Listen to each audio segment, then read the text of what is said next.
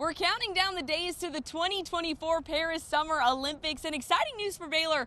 One of their very own is making the trip. Yeah, we know all about the great athletes the U.S. produces with track and field, the most storied program in the history of the world. But it's going to be neat to see a Baylor Bear kind of mentoring some of those stars in the sport. Yeah, absolutely. And you may be asking which Bear is making that trip. Well, Baylor Track and Field's own Michael Ford is heading to Paris to be the men's sprints and hurdles coach. And lucky for us, we got to sit down with him to talk all about it. So take a listen. Let's go back to February. Okay. You get that call. You're going to be coaching in the 2024 Paris Olympics. I mean, what went through your head in that moment? How did it feel? Well, the weird thing is I already kind of knew that I was going to be on the team.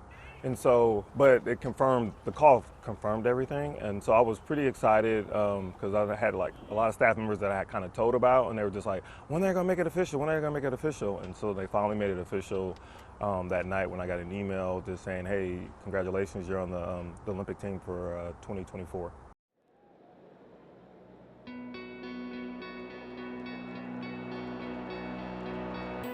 You were here at Baylor when Michael Johnson won those gold medals with the gold shoes, set the world record that stood for 12 years in the 200 meters. Just what was it like to be at Baylor during that time, and especially in your position now as the Baylor head coach? What's your relationship like with Michael over the years? Well, it was awesome. I mean, I can go farther back. My senior year in high school, I remember I get this phone call, not on my cell phone, and on a landline call. My mom's like, hey, some guy is on the phone named Michael Johnson. I was like, Michael Johnson? Talked to him, and he said, hey, I'm a volunteer coach at Baylor. We would love to have you in. Coach Hart wants you to come in. I remember flying into Waco on a propeller plane. Michael Johnson is at the airport picking me up in a Corvette.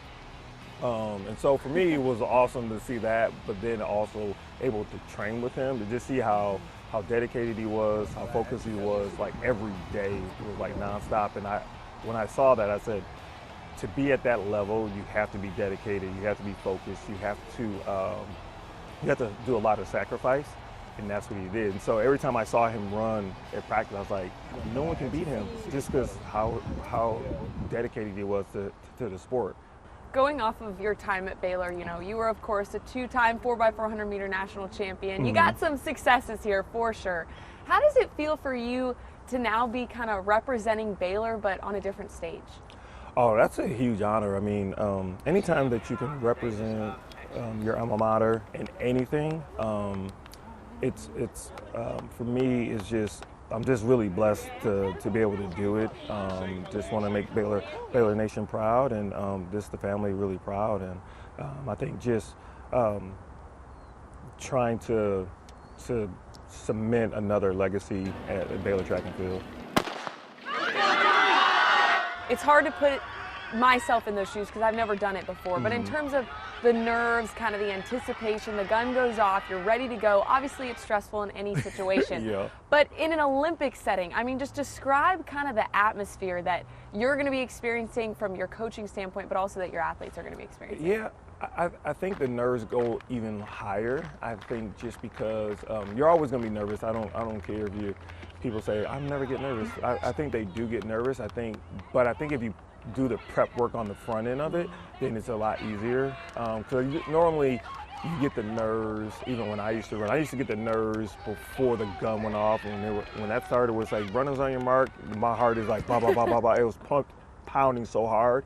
But once the gun went off, then it was like, all right, let's go ahead and go. Right. You touched on it a little bit, but just in terms of being able to represent your country, I mean, what kind of honor is that for you, and what is so special about that to you? The coaches that are on that staff, you may get it again, but you have to wait maybe 4 years or another 8 years to get it. I think that's the thing. And then where you can get a bunch of people that you can run for Nike, you can run for Adidas, you can run for whoever, but now you got to come together to be on the U.S. team. I think that's a huge honor, and then we got to show that we're the best country in the world in track and field. So happy for Coach Ford getting to check off a couple of items on my list, going to France for one. Je parle un peu de français. Parlez-vous français? Un peu de français. And of course the Olympics. I mean, how neat. We watch it every year. You know, I was in Atlanta for the 96 Olympics as a 4-year-old, so didn't really remember it, but that's got to be something else to witness it up close and personal. Absolutely. I will say going to the Olympic Games has been on my bucket list ever since I was a little kid. Whether it's covering it as a sports journalist, I definitely won't be competing. I'm not that athletically gifted, if you want to call it that, but covering it or just attending as a fan. You doing anything 4 years from now in LA?